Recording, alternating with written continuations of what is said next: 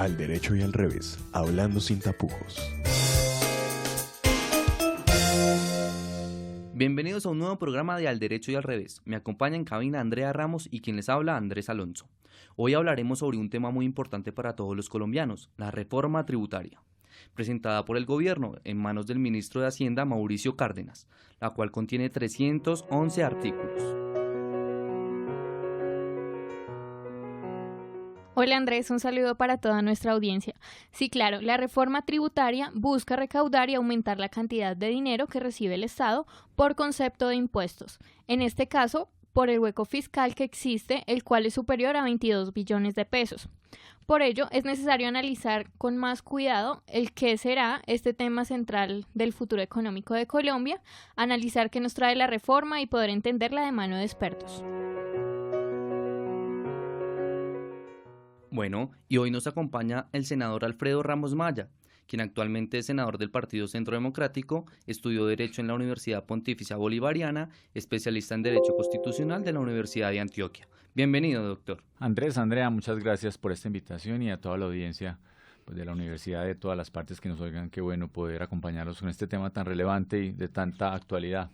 También nos acompaña Diego Gamba Ladino, quien es docente de la Universidad Central, abogado, especialista en Derecho Administrativo y Tributario. Se ha desempeñado como abogado de representación externa en la Dirección de Impuestos y Aduanas, DIAN. Bienvenido, docente. Gracias a Andrea y Andrés por la invitación y pues estoy a su disposición para tratar de absorber cualquier duda que tengan sobre este particular. Bueno, y al hablar de la reforma tributaria es importante que se tenga claro el concepto. La reforma tributaria es un mecanismo que varía la estructura tributaria. Este busca aumentar o disminuir la cantidad de dinero que recibe el Estado por concepto de impuestos. Sí, Andrés, y es indispensable tener en cuenta que en Colombia, a lo largo de la historia, se han implementado diferentes reformas en aras de mejora en cuanto a la economía de nuestro país. Suman alrededor de 12 reformas, la primera en el 90 y en el 2014 se fijó la última de estas 12 reformas. Hemos evidenciado que en estas reformas anteriores cada vez aumentan más los impuestos, el tema del IVA y el recaudo del 4 por mil, que inició siendo del 2 por mil en el 2010 y se esperaba que fuese disminuyendo, pero todo lo contrario, aumentó a tal punto de que hoy en día está el 4 por mil vigente. Sí, y por ello es muy importante profundizar un poco en estos antecedentes, que sin duda son muy importantes para entender esta nueva reforma. Por eso nosotros quisiéramos preguntarles a nuestros invitados sobre la reforma anterior, la del 2014, Ley 1739. ¿Qué pasó? ¿Esta fracasó? Bueno, tenemos que devolvernos un poquito en el tiempo a la reforma del año 2012. La ley 1607 del año 2012 estableció un nuevo régimen tributario para las sociedades y para las personas naturales. Eso en materia de renta para las personas naturales, pues le generó un sistema diferente en relación con la forma como se determinaba la renta para las personas naturales. Entonces, ahí es cuando empezamos a mirar lo que es el IMAN, el IMAS, como rentas alternativas al sistema de renta ordinaria. Y para las empresas, pues se creó el CRE y posteriormente la sobretasa al CRE, que era una forma de suplir lo que iba a ser el desmonte parcial de lo que son los aportes parafiscales, es decir, los aportes que hacen los empleadores a el sistema de la seguridad social, al sistema del Instituto de Bienestar Familiar, a todo lo que son las cajas de compensación familiar. Entonces, en el año 1607, digamos que se complejiza un poquito, por decir ese término, el sistema tributario. Pero ese sistema tributario, digamos que tuvo unas fallas muy importantes, especialmente para las personas naturales, y la ley 1739 del 2014, a la que tú te refieres, Andrés, es una reforma correctiva precisamente de las fallas que se presentaron con la ley 1607 del año 2012. Es por eso que, si tú te das cuenta, en menos de 2 años el gobierno nacional tiene que presentar un nuevo proyecto porque hay necesidad de hacer unos ajustes importantísimos con relación a eso. Además de que ya empezábamos a tener problemas de ingresos por parte del gobierno, es decir, teníamos un desacelere en cuanto a los ingresos por las rentas petroleras, que como ustedes muy bien lo saben, pues hemos dependido de esas rentas durante algún tiempo y eso generó precisamente esas rentas. La reforma del 2014 realmente fue una reforma coyuntural que buscaba tener unos ingresos adicionales para un déficit fiscal que había en su momento.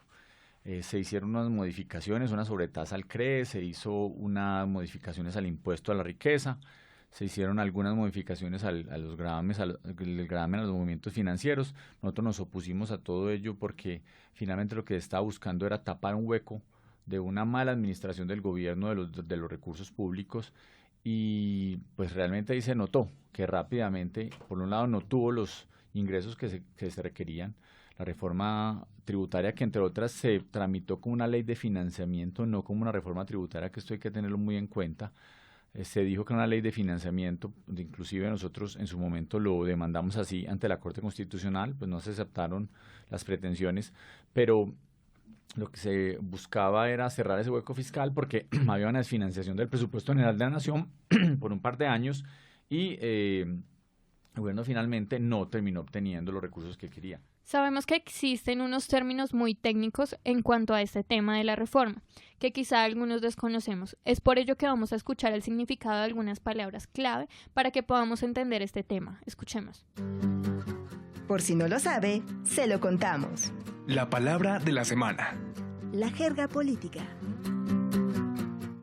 Impuesto IMAN es el impuesto de renta obligatorio para personas naturales que sean empleados. Este sistema fue establecido en el artículo 331 del Estatuto Tributario adicionado por la Ley 1607 de 2012. Impuesto CRE. Significa impuesto sobre la renta para la equidad, y este impuesto sustituye los pagos de parafiscales que realizan todas las empresas que contratan trabajadores. Este es muy importante ya que los recursos recaudados son destinados al ICBF, al SENA y al Sistema de Seguridad Social en Salud, también a las instituciones de educación pública.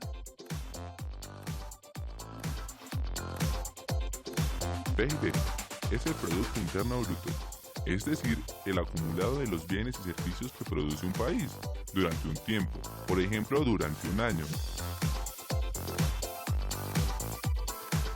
Impuesto IMAN. Es el impuesto mínimo alternativo simple. Esto quiere decir que simplifica el impuesto sobre la renta y complementarios. Este es pagado por personas naturales que sean empleados.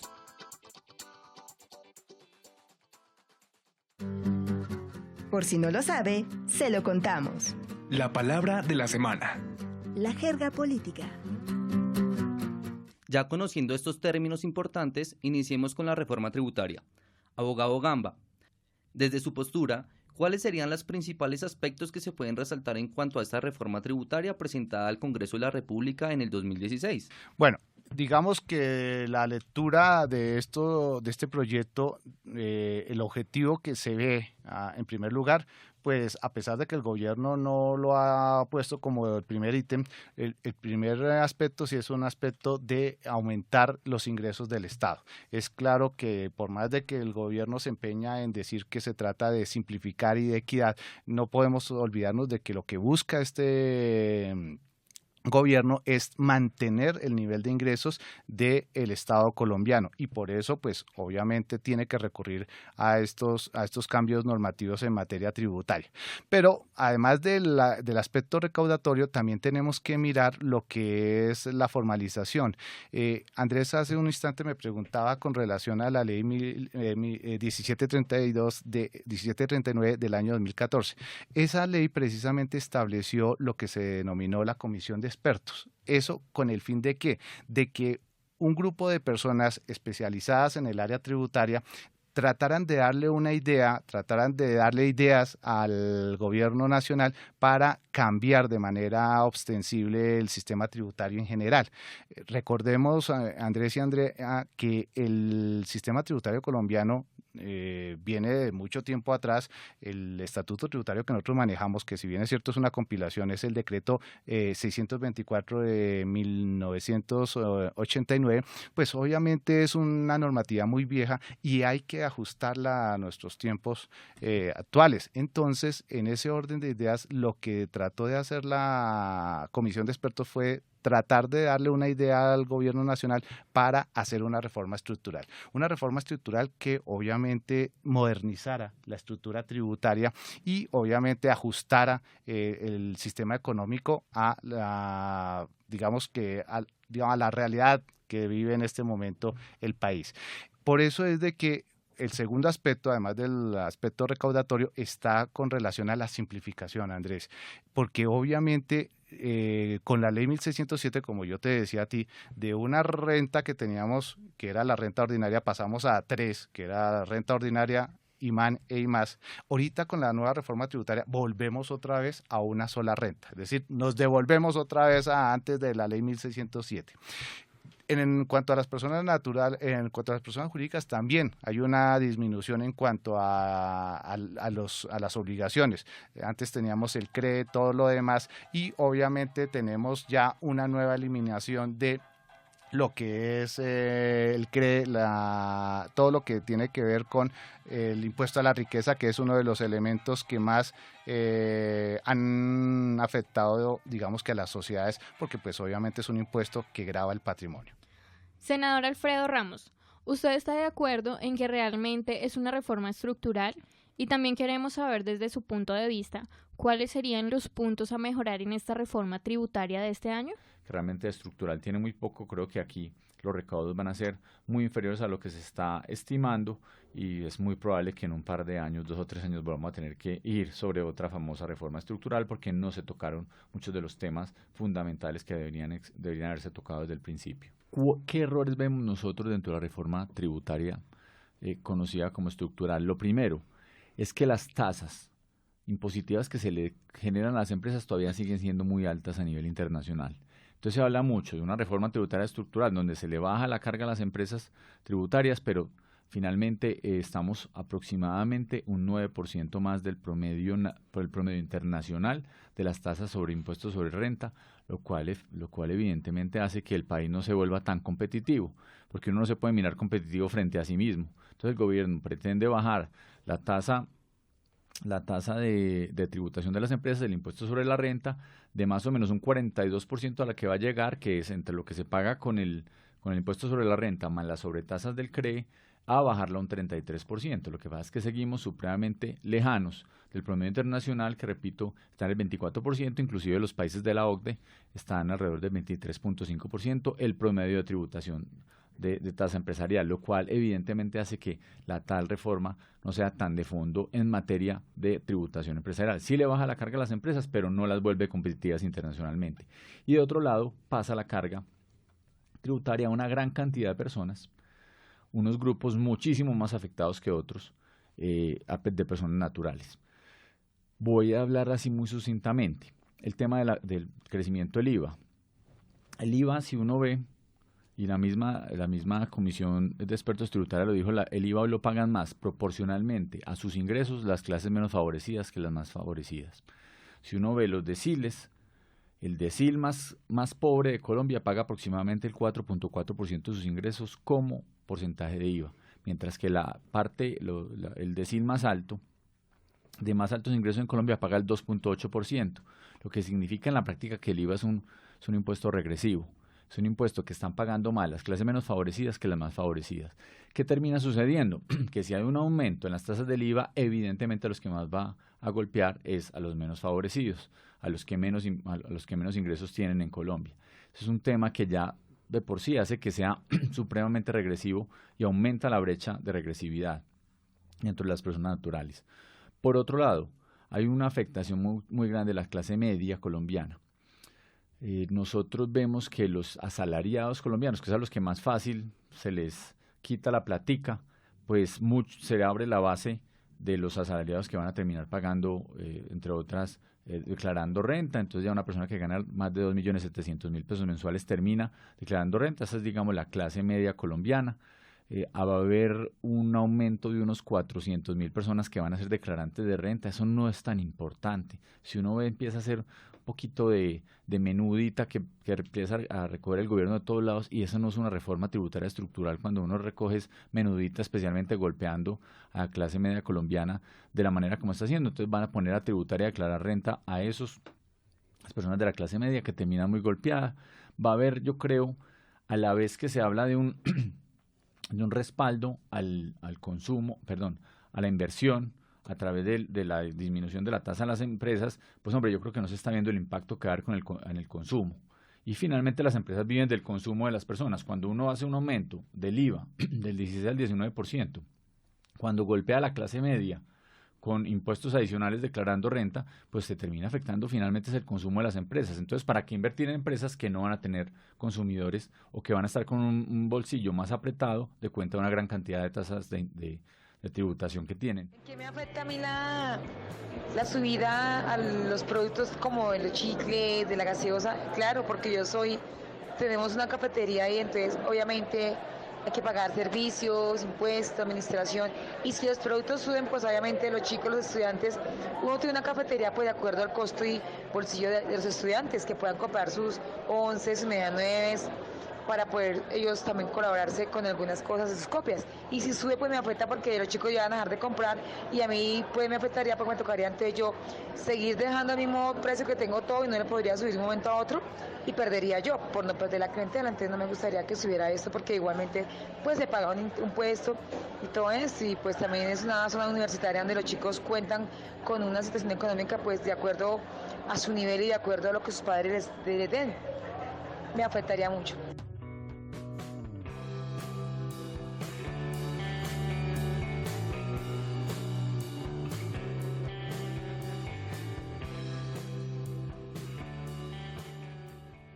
Senador, en nuestro programa tenemos una sección donde el ciudadano pregunta y usted responde.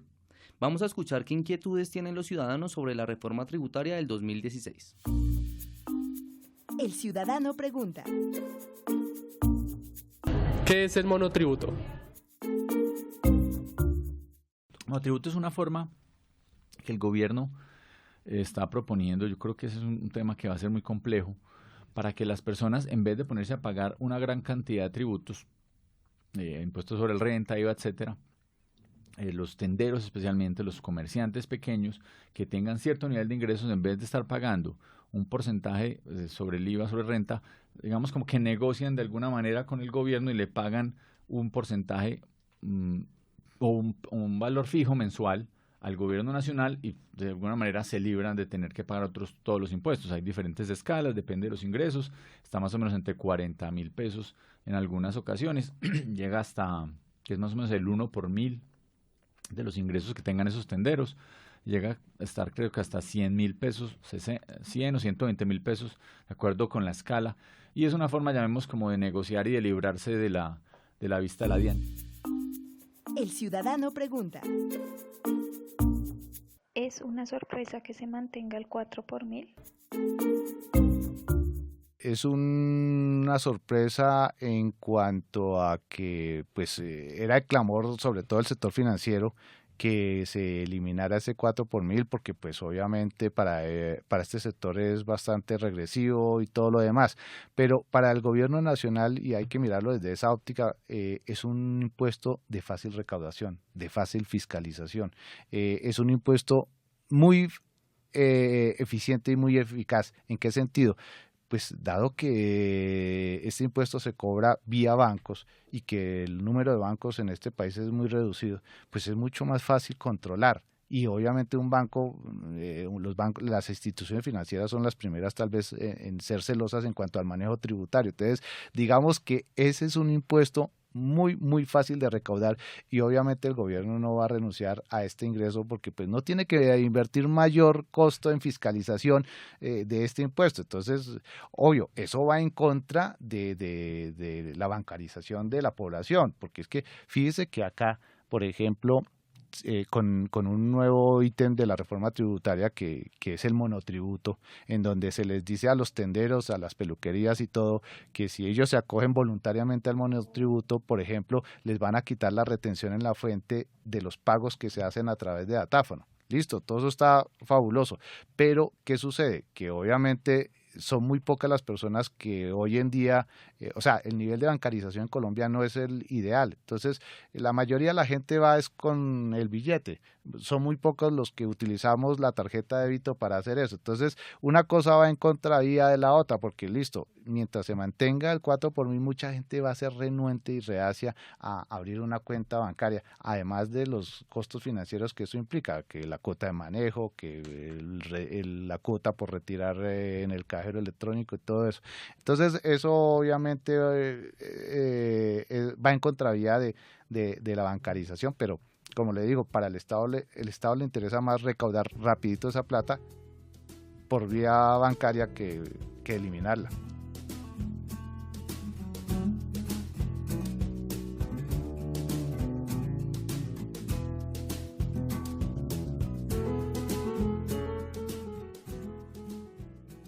Bueno, ya para entrar más en el tema, sabemos que existen grupos definidos, donde se encuentran los no grabados y grabados. Los no grabados equivalen al 0% y categorías de grabados a 5%, 10% y a 19%. De acuerdo a esto, ¿nos pueden explicar un poco sobre cada categoría, 5%, 10% y 19%? Esas son definiciones de acuerdo con las necesidades del gobierno, y el gobierno había querido igualar una sola tasa y empieza a abrir una cantidad de espacios para diversos productos que grava a diferentes productos y diferentes variedades de productos. Hay unos productos que son exentos, hay unos productos que son excluidos, que la diferencia básicamente es que son productos, los excluidos son productos que están los excluidos son productos que no tienen que pagar IVA, los exentos son productos que están con el 0% de tasa e inclusive pueden recuperar los IVAs que pagan dentro de la cadena de insumos para ellos, o sea que se vuelve casi que un valor positivo y que pueden trasladarlo finalmente al consumidor final, porque dicen, hombre, si yo me voy a ganar unos pesitos, pues se lo puedo devolver al consumidor final con un mejor precio final. Esos son los productos exentos, y ya en general hay diferentes escalas de acuerdo con el tipo de producto, de acuerdo con el tipo con la variedad que sea de esos productos, que definen diferentes escalas de IVA. Yo creo que eso es también complejo, yo creo que eso es volver muy enredado el sistema tributario. Debería pues por un lado buscar cómo simplificarse en todos los sentidos. Una forma de simplificación de los tributos es bajándole las escalas, que es parte de lo que supuestamente el gobierno quería hacer, simplificar la escala tributaria, no quedarse con una gran cantidad de tributos, sino simplemente facilitarle a las empresas, no tener que pagar renta, sobretasa al CRE, etcétera, etcétera, sino unificarlo en un solo tributo. Yo creo que eso es bueno, eso es positivo en ese sentido. Sin embargo, ya cuando empieza a haber un montón de escalas, pues eso es complejo para el sistema tributario. Entonces el IVA vemos que hay una gran cantidad de escalas, desde el 0, de excluidos, exentos, del 5, 10, 19%, otros con sobretasa, como el que se le va a imponer a los datos de los celulares, una sobretasa del 4%, entonces ya finalmente termina siendo un tributo del 23%. Entonces hace complejo, pues, para los empresarios, por un lado, manejar todo ese sistema de IVAs y cómo se liquida cada uno, para después dárselo a la administración, a la DIAN, a la administración fiscal. En tema de IVA, hombre, yo creo que se puede simplificar el sistema. Muchos de esos 5 o 10% podrían eventualmente elevarse a unas tasas normales y otros excluirlos si son mucho más cercanos a la canasta familiar, y no poner en la complejidad de manejar un sistema tributario con diferentes escalas a tantos empresarios, tenderos, etcétera, que, repito, se les complica el manejo, porque cuando va a poner cada IVA va a tener que ir a mirar si este producto es con el 5, con el 10, y si no está sistematizado, evidentemente se le va a volver muy complejo su manejo tributario posteriormente. Digamos que un artículo excluido es en el cual no se toca bajo ninguna circunstancia, no se grava bajo ninguna circunstancia. En el artículo exento sí se grava, pero la tarifa es cero y tiene otro tratamiento diferente. Entonces, pero en general lo que busca esta reforma tributaria es gravar la mayoría de los artículos. De hecho, uno siempre para saber qué artículos están grabados y qué artículos no están grabados lo haces por exclusión. O sea, la regla general es que todo bien y servicio está grabado y que solo están excluidos los que señala expresamente el Estatuto Tributario en 2 artículos, el artículo 424 y el artículo 476 para el caso de los servicios. Digamos que en las 2 reformas tributarias, tanto la Ley 1607 como la Ley 1739, trató de simplificar las tarifas. Antes de la Ley 1607 teníamos un abanico importante de tarifas, ya con la Ley 1607 se redujo este abanico de tarifas y digamos que se van a mantener esos topes. Lo único que aparentemente va a haber cambios es con relación a la tarifa general, que del 16 al 19% va a pasar. Pero digamos que como ese es el rubro en donde está la mayoría de los artículos, ¿cierto? Entonces, pues eso es lo que más impacta a la gente del común, a usted Andrés, a usted Andrea, que obviamente siempre vamos a tener que utilizar obviamente ese tipo de artículos, ¿no? Usualmente nosotros utilizamos, por ejemplo, las redes sociales, el Twitter, el WhatsApp, todo eso, es decir, eso se maneja por plan de datos, ¿cierto? Sí, entonces, ya con esta reforma ya entra dentro de los bienes, dentro de los servicios que se van a gravar, pues obviamente lo que son las telecomunicaciones, básicamente lo que es plan de datos, ¿cierto? Entonces, eso es un asunto que habrá que tener en cuenta. Y obviamente los móviles, las tablets, pues el gobierno dice que ya se van a grabar a partir de 650,000, por ejemplo, los teléfonos inteligentes, pero uno se pone a mirar y ya la mayoría de nosotros usamos un teléfono inteligente que está por encima de ese valor. Entonces, prácticamente todos vamos a tener que pagar esos mayores impuestos vía IVA. Y en cuanto a la canasta familiar, existen muchas dudas sobre si esta reforma tributaria tocará esta parte, ya que los tenderos y compradores están muy preocupados por este tema. Se especula que algunos productos subieron y queremos saber cuáles serían las consecuencias en caso de hacerlo. También queremos saber qué alimentos subirán. Pues realmente el gobierno no quiso tocar la canasta familiar. Yo creo que eso hay que aplaudirlo, pues era de las pocas cosas buenas, porque definitivamente nadie iba a autorizar que se grabaran productos como la leche, como los huevos, como la carne, como el pollo, temas de primera necesidad o como algunos cereales, etcétera, tan importantes para la dieta colombiana, arroz, papa, etcétera. Yo creo que nadie hubiera apoyado eso. Digamos quedan por fuera de la canasta, los productos de la canasta familiar quedan por fuera, pero en general se graba del 16 al 19%, una gran cantidad, pues, los demás productos, inclusive algunos que eran exentos antes del impuesto del IVA, ya empiezan a pagar el 19%, ya ha habido algunas partidas que se han encontrado, algunas pocas, que han pasado a pagar el 19%, que han pasado del 0 al 19%, y no son productos de la canasta familiar, pero son productos del agro, por ejemplo, que son importantes porque finalmente se convierten en productos que pueden encarecer los alimentos posteriormente y es una forma indirecta de gravar los productos de la canasta familiar. Cuando se graban los insumos de todos los productos del agro, pues evidentemente termina subiendo su precio y puede que no se ponga un impuesto a la canasta familiar, pero si habría una inflación sobre esos productos, lo cual será complejo. Y repito, esta es una reforma que va a generar un efecto inflacionario no coyuntural, sino estructural, que va a ser muy difícil después de rebajarlo y que afectará el consumo y que afectará el ingreso de los colombianos. Es decir, con la misma plática que se gana un colombiano va a tener que terminar pagando no solo una parte de impuestos adicionales, sino tener que apretarse el cinturón en muchos sentidos y consumir menos productos, y afecta en general todo el volumen de la economía, todo el intercambio económico, y seguramente también, repito, traerá efectos inflacionarios porque los productos se van a encarecer inmediatamente. Lo del IVA es lo que más llama la atención y lo que más afecta a las personas, porque por más de que el gobierno se empeñe en decir que no se tocan los artículos de la canasta, los artículos de la canasta familiar, sí es cierto que impacta a otros artículos que, si bien es cierto, digamos, no estamos hablando de alimentos, sí hacen parte de la canasta familiar. Por ejemplo, lo que son los artículos de aseo. todos nos tenemos que bañar, todos nos tenemos que asear, y esos artículos obviamente sí los tenemos que consumir, y obviamente estarán grabados a la tarifa del 19%. Entonces eso es impactante, por más de que se diga que no se va a grabar ni los huevos, ni la yuca, ni la papa, pero es evidente que la canasta familiar no solamente son alimentos, sino también son otros artículos que hacen parte del diario vivir de las personas. Vamos a escuchar a los tenderos y sus opiniones sobre esta reforma tributaria del 2016.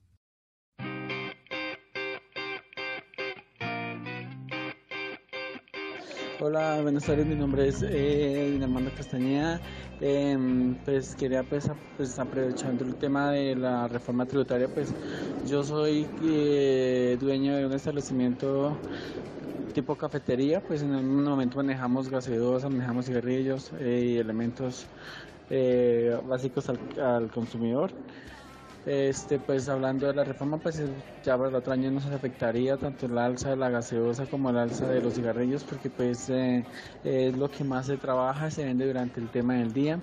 Eso pues nos afectaría un poco en la venta, y pues sería ya el cliente es el último que tiene la razón maneja la razón, o ya el cliente ya pues es el que toma la decisión de que si compra o no compra, pues por el precio, porque aún así, digamos, tenemos un precio estándar, y al subir el alza de la reforma, pues ya tocaría subir los precios a todas las gaseosas, ya quedaría más caro todo. Entonces pues estoy en desacuerdo por ese lado. Gracias.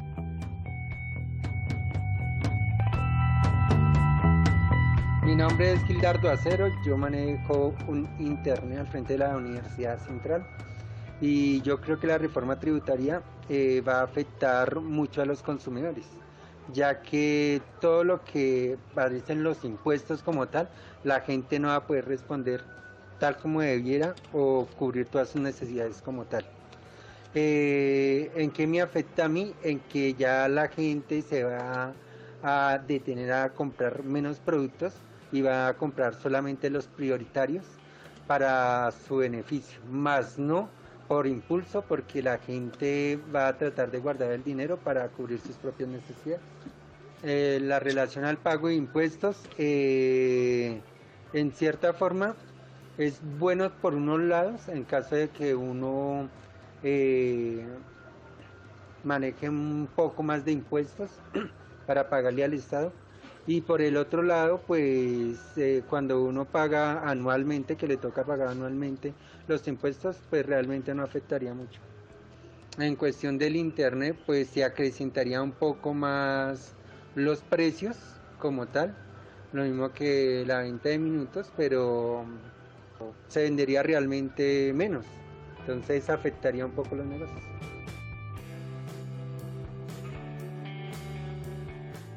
En este momento vamos a una pausa institucional, pero no se desconecten de Sintopía Radio. En segundos retomamos nuestro tema de la reforma tributaria del 2016.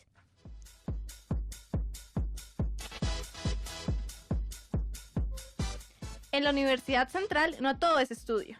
Por ejemplo, yo participé en el torneo de microfútbol el semestre pasado y quedamos campeones. Yo hice parte del concurso de baile que se hace semestralmente y aunque no gané, me divertí mucho. Tú también puedes participar en los espacios lúdicos que la Universidad Central ofrece para ti. Universidad Central, tu mejor elección. Llegas a la universidad y sientes que tienes mucho tiempo libre. A veces vas caminando y crees que podrías utilizar tu tiempo en cosas más productivas. Te damos la solución. Únete a los diferentes semilleros que tienen los programas de la universidad. Haz parte activa de los procesos de investigación centralista y te darás cuenta cómo desde tu disciplina puedes contribuir de manera positiva a la comunidad unicentralista. Sintopía Radio.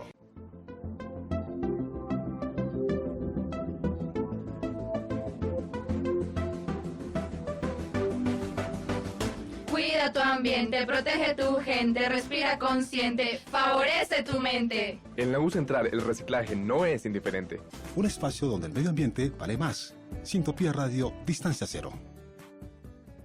Gracias por permanecer conectados. Para los oyentes que hasta ahora se conectan, les recordamos que estamos dialogando sobre la reforma tributaria del 2016 con el senador Alfredo Ramos Maya y el abogado Diego Gamba, especialista en tributario.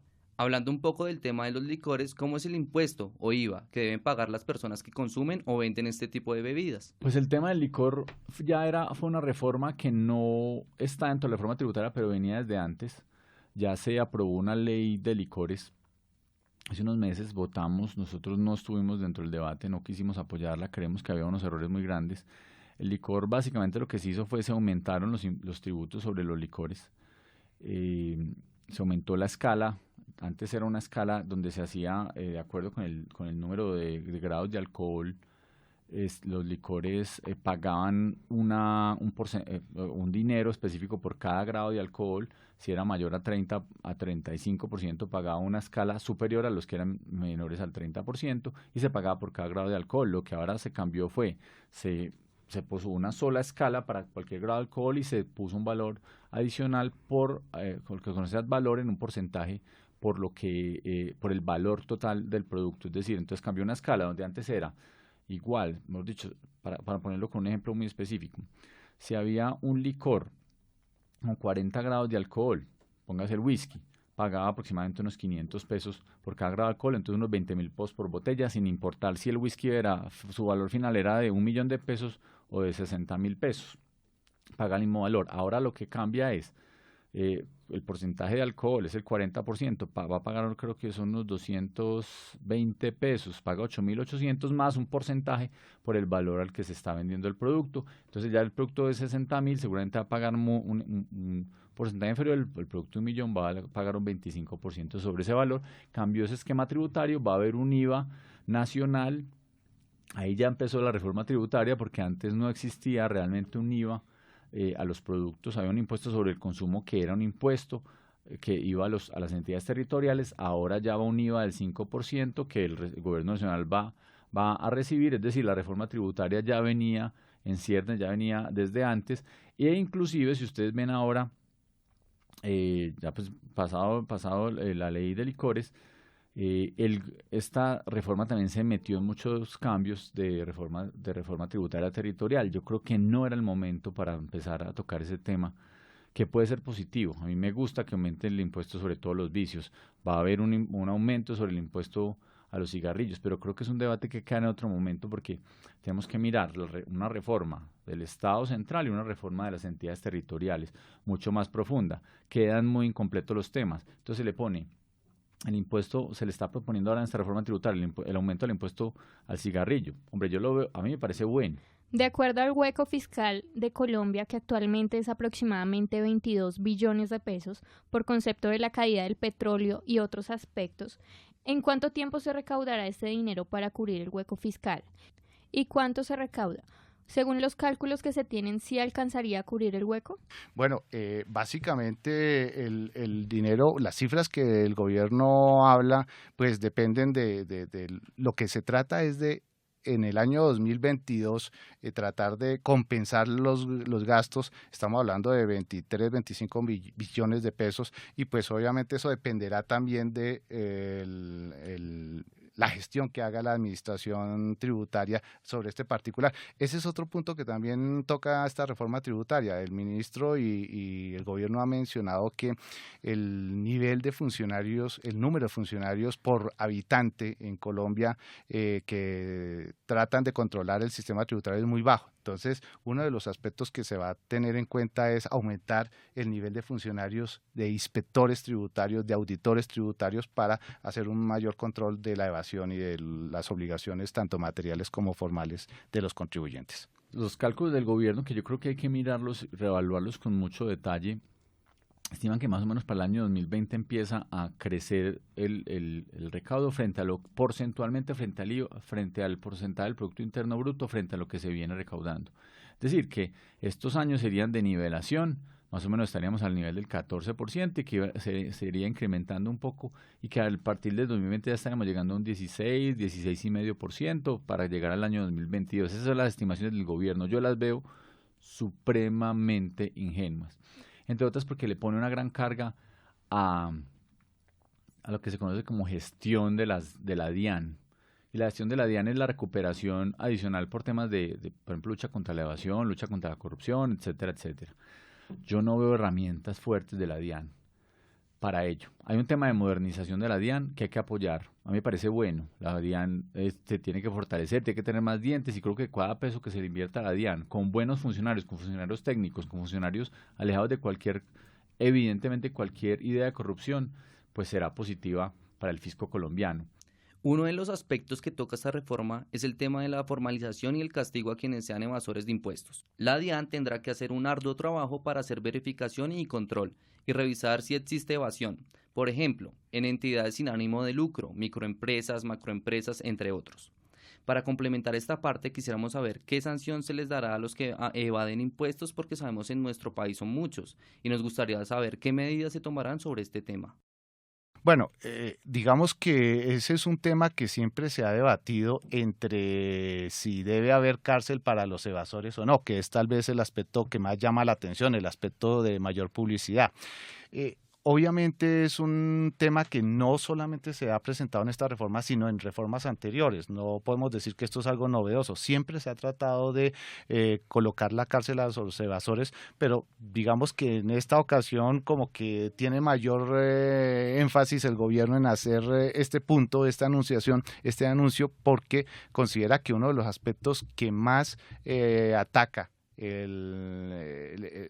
los ingresos del Estado es la evasión, es decir, gente que debería estar tributando y que no lo hace porque bien sea o de manera directa omiten sus obligaciones tanto materiales como formales o porque utilizan figuras jurídicas para facilitar esa disminución de la carga tributaria. Entonces yo creo que pues aunque el proyecto inicialmente habla de cárcel a los evasores con cierto nivel importante de ingresos, es decir, no va a ir el ciudadano de a pie que por alguna razón dejó de presentar su declaración, sino que van a ir unas personas que por su nivel de ingresos deberían tributar más y no lo hacen. Entonces, en ese sentido, pues es claro que se va a empezar por más arriba porque se supone que es una fuente de recaudo que hay que atacar, ¿cierto? Es decir, a los grandes contribuyentes que evaden hay que buscarlos y pues la intención del gobierno es penalizarlos con cárcel. Se propone una cárcel para evasores, un tema que va a ser de mucho debate porque entre otras dice que nadie puede ser criminalizado por deudas y finalmente de alguna manera los impuestos terminan siendo una deuda con el Estado. Es un tema que es muy complejo, se puede dar para persecuciones políticas. Yo no lo veo con tan buenos ojos el tema de criminalización y además en Colombia, si ustedes ven, pues aquí se le ha puesto pena a todo tipo de crímenes y no, por la pena no necesariamente se reducen las tasas. Pues si fuera por el Código Penal no habría homicidios en Colombia, no habría contrabando, no habría corrupción en Colombia si fuera por las penas que existen. Y evidentemente sigue habiendo y muchos de esos crímenes, pues no necesariamente el homicidio, pero muchos de los crímenes comunes siguen creciendo en su impacto todos los días. La extorsión en Colombia es elevadísima y sigue en aumento y no necesariamente por poner una pena, pues las personas algunas personas maliciosas dejan de cometer crímenes. Así que yo creo que el tema de penalización no va a ser suficiente. Y de otro lado, los mecanismos que se están proponiendo no necesitan reforma tributaria.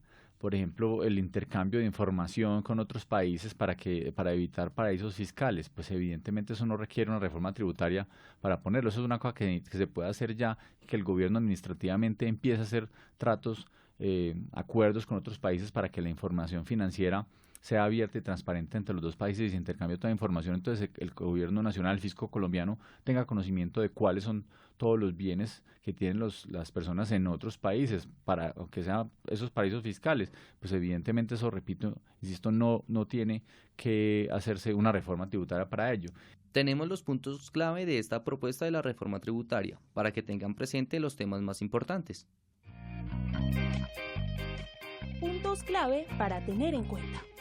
Lo que usted debe saber. Incremento del IVA del 16 al 19%. Aumento de colombianos que van a declarar renta.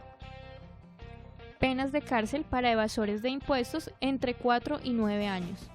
Impuestos verdes a combustibles. La gasolina incrementa 135 pesos por galón y el ACPM 152 pesos por galón. Impuesto a bebidas azucaradas y cigarrillos.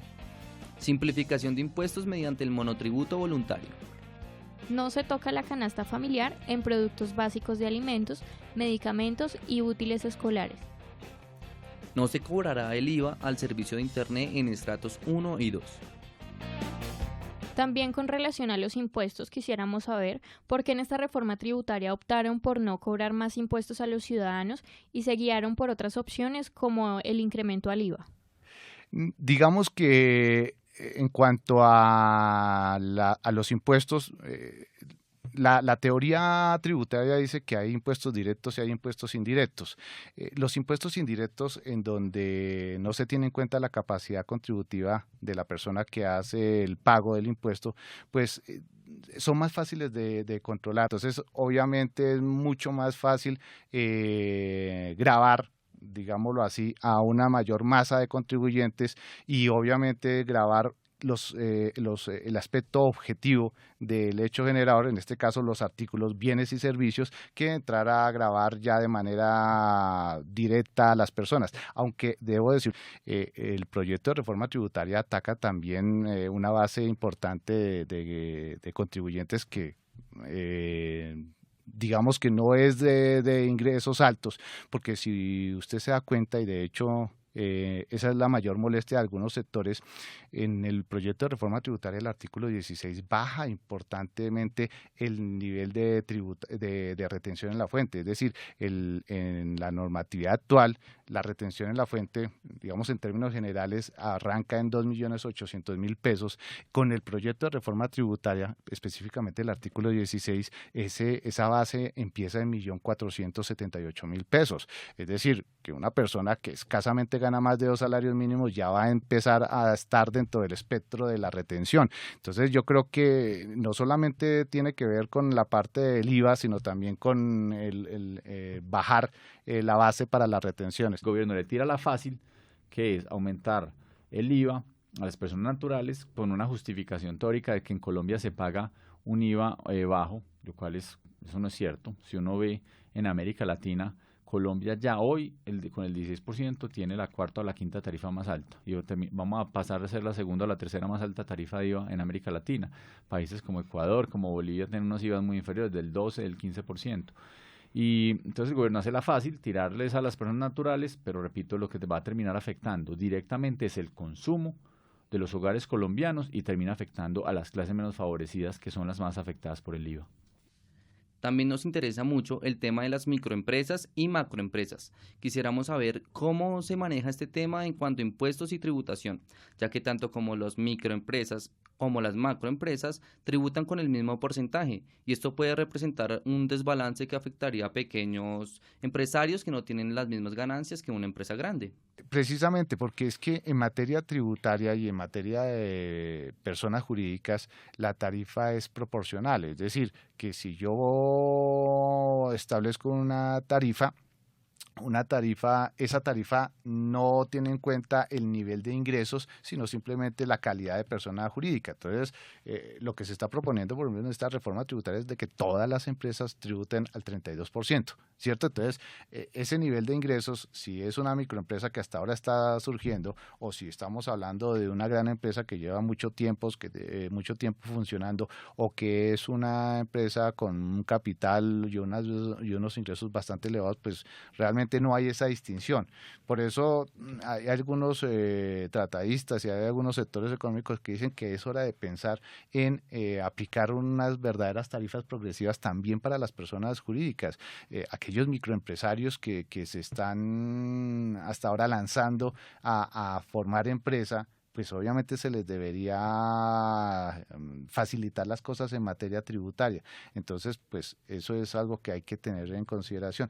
Yo personalmente considero que el gobierno se quedó un poquito corto con relación a lo que es en la palabra estructural. Y el documento que expidieron los expertos señalados en la ley 1739 es un documento importante, es un documento muy, muy profundo y yo creo que se desaprovechó, o sea, en el sentido de haber propuesto muchos más cambios en esta reforma tributaria, teniendo en cuenta que había el insumo. Y fue de que unas personas se sentaron durante algunos meses a estudiar todo el sistema tributario y que obviamente son personas muy conocedoras del tema y que dieron unas buenas observaciones y unas buenas sugerencias para eso. Entonces, y ahí hay otro aspecto también que hay que tener en cuenta. En algunos casos, Andrés, hay retroceso con relación a las reformas tributarias anteriores, inclusive con relación a garantías del contribuyente, que me parece que eso es una cosa que hay que señalar porque me parece que no debe ser así. El gobierno pretende cambiar la estructura tributaria. Si ustedes ven los países de la OCDE, en Colombia la estructura tributaria es casi el 80% de los recursos lo pagan las empresas del recaudo tributario y el 20% de las personas naturales. Los países de la OCDE, pues que son el referente ahora en Colombia, los países más desarrollados, la estructura es muy diferente. Casi el 70% lo pagan las personas naturales, el 30% de las empresas. Esto, la idea es fomentar la competitividad, fomentar la inversión, fomentar el empleo formal. Eso pues creo que es una idea, digamos, sana de alguna manera.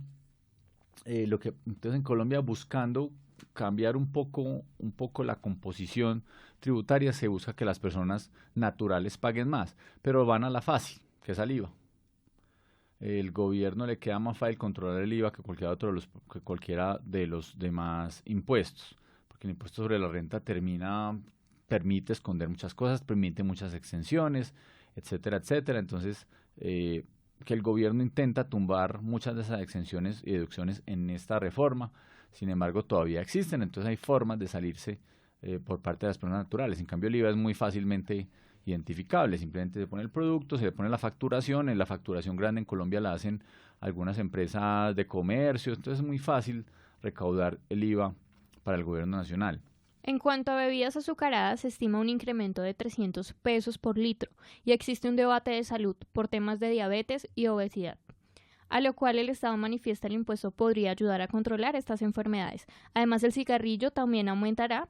Si pasa el impuesto a bebidas azucaradas y a cigarrillos, se podría recaudar 1.5 billones de pesos adicionales para el sector de la salud, lo cual sería muy bueno. Sin duda, con todos estos incrementos, los colombianos van a empezar a gastar más dinero. Lo que preocupa es si los salarios dan para tanto y para cubrir estos incrementos, teniendo en cuenta que el salario mínimo en Colombia es bajo y genera grandes desventajas en diferentes sectores sociales. Al generarse más gastos para los colombianos con esta reforma, puede hacer que la inflación para el 2017 tenga altos niveles de alto.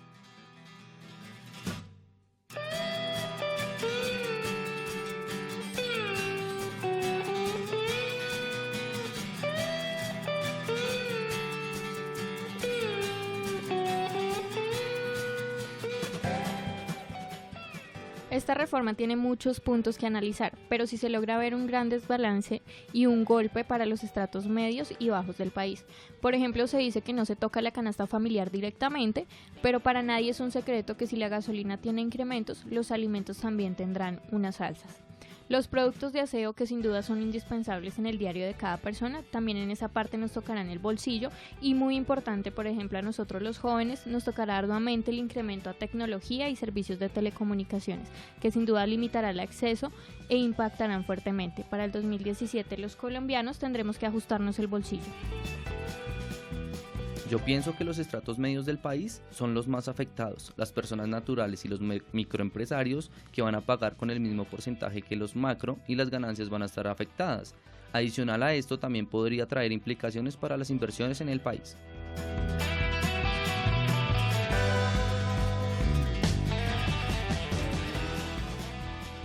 Existen muchos temas de debate con esta reforma tributaria. Importante rescatar el impuesto a cigarrillos, que me parece pertinente y adicional podría ayudar para que los jóvenes dejen de fumar tanto, ayudan al planeta y disminuya el tema de cáncer. Lo que más me preocupa es que la reforma no logre recaudar el dinero del hueco fiscal, que es mucho, y sigamos con problemas económicos en el país y con ello afectaciones a todos los sectores sociales.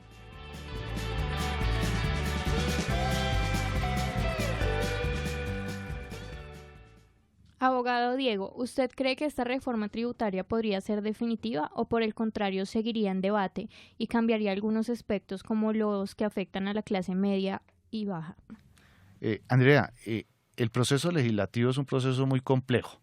Es un proceso en donde, como su nombre lo indica, es un proceso y tiene varias etapas, tiene unas plenarias en cada una de las comisiones, tiene unos debates en las comisiones económicas tanto de Cámara como de Senado, y luego tiene unos debates en las plenarias tanto de Cámara como de Senado. Es decir, en teoría, una ley de esta naturaleza tiene que tener 3 debates. Y en esos debates obviamente tendrán que escucharse, y de hecho el ministro de Hacienda ha dicho que él no espera que la reforma se apruebe a pupitrazo limpio, que espera un debate sensato, sereno, que se hagan las observaciones que se tengan que hacer y que finalmente salga una reforma básicamente que le sirva al país. Pero es evidente que no va a ser un trámite fácil, Andrea. Es obvio que tenemos unas circunstancias coyunturales muy, muy complejas. Tenemos todavía el asunto del acuerdo final con las FARC, que obviamente también ocupa mucho tiempo del Congreso. Docente, usted nombró el acuerdo final con las FARC y con respecto a esto le queremos preguntar algo muy puntual. Algunos partidos del no afirmaban que si ganaba el sí, la reforma sería directamente para recaudar dinero para los guerrilleros desmovilizados y que los colombianos pagaríamos un alto costo para la financiación de la política, manutención, educación y resocialización, etc. El 2 de octubre ganó el no y de igual forma la reforma tributaria continuó y se presentó. ¿Qué tanto hubiese cambiado la reforma tributaria si hubiese ganado el sí al plebiscito y si hubiese puesto en marcha el acuerdo? Era claro que independientemente de la definición del plebiscito, y es evidente que el posconflicto nos va a costar. El posconflicto obviamente va a generar una serie de gastos adicionales que van a afectar obviamente las finanzas del Estado. Y en ese orden de ideas, la reforma tributaria, inclusive, Andrés, con posconflicto o sin posconflicto, de todos modos será necesaria hacerla. Entonces, si se llegaba a un acuerdo con las FARC, fabuloso, había cese del conflicto, digamos, en principio, pero obviamente eso iba a traer como consecuencia también una serie de gastos e inversiones que el Estado tendría que hacer en aquellas zonas más afectadas por el conflicto interno, ¿cierto? Y obviamente no se puede decir que la reforma tributaria es fruto del resultado del plebiscito. Es una reforma que tocaba hacerse porque los ingresos del Estado se estaban quedando cortos y obviamente somos un Estado que tiene muchas necesidades. Ahí, o sea, lo vivimos prácticamente a diario. Tenemos niños que se mueren en La Guajira, tenemos desastres ambientales en el Chocó. Es decir, las necesidades son muchas y obviamente hay que buscar los recursos necesarios para poder solventar esas necesidades porque esa es la función del Estado. A modo de conclusión, es importante tener en cuenta que en la reforma se plantean diferentes temas como simplificación de impuestos, verificación para evitar y contrarrestar la evasión de impuestos, mayor declaración de renta de los colombianos, incremento del IVA del 16 al 19%, creación de un impuesto verde en donde la gasolina subirá 135 pesos por galón y el ACPM 152 pesos. Uno de los puntos que nos toca a los jóvenes es el incremento en cuanto a la tecnología y a planes de voz. Por otra parte, el 4 por 1000 se mantiene y los bancos seguirán cobrando esta cantidad asignada. La canasta familiar no se va a tocar directamente en cuanto a alimentos, pero sí incrementa en cuanto a los productos de aseo, y existen otras condiciones que podrían hacer que los alimentos tengan alzas, como el tema de la gasolina. Sigue en discusión el tema del impuesto y bebidas azucaradas, y el cigarrillo frente al tema de la salud.